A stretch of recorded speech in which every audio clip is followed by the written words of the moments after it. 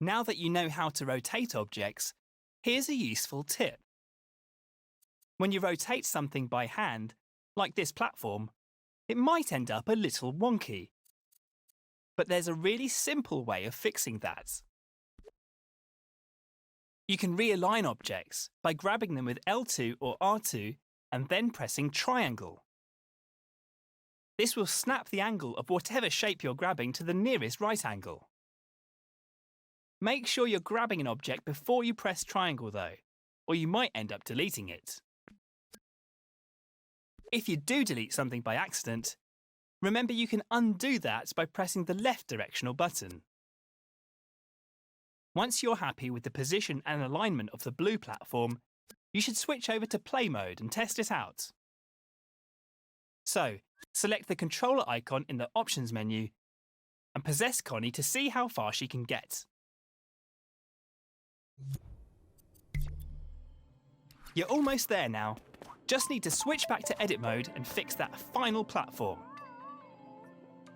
Remember to rewind with L3 to reset the scene, and we can go on to the next step.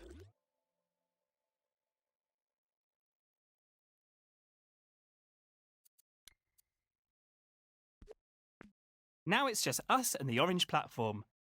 But, it looks a bit small compared to the others. I'm not sure Connie will be able to use it, no matter how much you rotate it. Let's start to make objects bigger, or as we dream shapers say, scale them up. Scale objects up or down by using the up and down directional buttons. Try hovering over the orange platform now, and hold the up directional button to make it bigger. The orange square on the floor tells you what size the platform's base needs to be. It's also a good idea to get the top of the platform level with all the others. Remember how the imp was the centre of the base needs to bring over the orange platform now, and hold the up directional button to make it bigger. The orange square on the floor tells you what size the platform's base needs to be. It's also a good idea to get the top of the platform level with all the others. Remember how the imp was the centre point of a rotation earlier? Well, here its position determines where the object scales from. Try hovering over the platform in different places and see how that affects the scaling. And if it gets too tall, you can just hold the down button to shrink it. Now that you know how to move, rotate and scale things, you should be able to get the orange platform into its matching frame at the right height. All right, when everything is where it should be, go into play mode and see if Connie can reach the flag.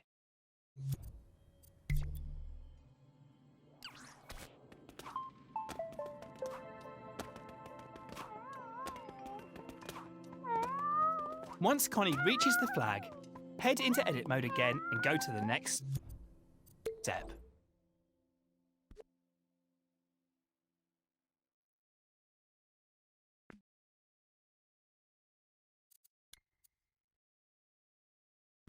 Connie and Cuthbert have been reunited, but now they've got to find a way out before Cuthbert falls asleep again. So let's learn how to add a door. Go to the assembly menu, which is the row of buttons at the top of the screen. The assembly menu disappears when you're busy working on a scene, to make sure it doesn't get in the way. So if you can't see it, just press square to open it. Here you'll find all the assembly tools and gadgets. It's also where the search button lives, the one with the magnifying glass. Select it with X now. The search button takes you to the Dreamiverse, where you'll find all the things created by dreamers from around the world. But for this tutorial, I've selected a collection of elements that you can use in this scene. Let's see if we can find a door in the Start Dreaming collection. Select it with X. So, what elements do we have in the Start Dreaming collection? Look around. Ah, there it is, a door. Select it with X now. And now that your imp has it, you can scale it with the up and down buttons. Or rotate it with L2 or the touchpad. See the outline at the top of the final platform? That's where the door needs to go. Use R2 or X to stamp it into place. You should know this isn't just any door, it's a very special one. Because of the animation and logic built into it, it will magically open when Connie goes near it. Notice how your imp still has a door even after you've stamped it down. That's what happens with elements from the Dreamiverse. That way you can place as many as you need in a scene. We only need one door in this one though, so you can remove the door element from your imp by pressing Circle. The Circle button removes whatever tool, gadget or element your imp has equipped, replacing it with the Move tool. Well, I think we're done here. Nice work completing the scene for Connie. It doesn't mean you have to stop though. If you're feeling creative, why not come up with different ways for Connie to get across the platforms, using more elements from the collection? Just delete the old platforms with the triangle button and build your own.